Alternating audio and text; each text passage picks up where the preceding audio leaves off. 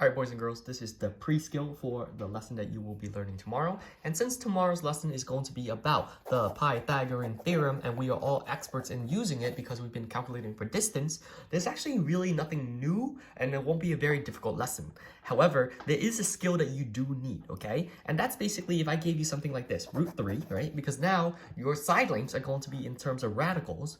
And let's just say this is the length of one side and I'm asking you to square it. What do you get out? Well, you could take the long way and actually do root 3 times root 3, right? Which ultimately gives you root 9, right? And then you take the square root of 9. It's always going to be a perfect square. Once you square something like this, it's going to give you 3.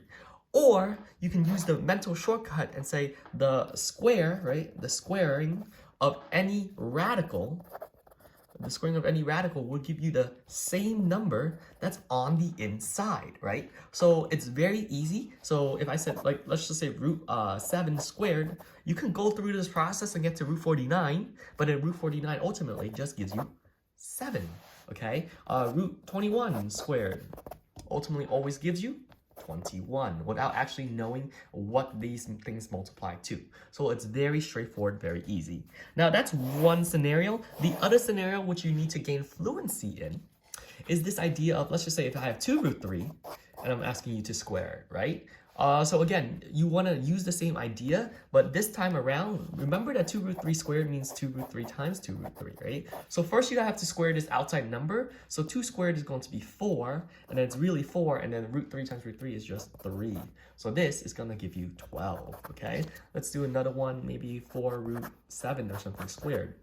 4 root 7 squared, remember you want to square this 4 first, so that's going to give you 16, and then the 7 is just inside, and then there we go, that's 70 plus 42, so that's 112, okay? One last example, let's just say we'll do something smaller, 3 root 5 squared, right? 3 root 5 squared, once again, you're going to square the coefficient, so 3 squared is 9, and then the root 5 squared is going to just give you the 5 on the inside. 9 times 5 is going to give you 45. And that's the pre-skill that you need.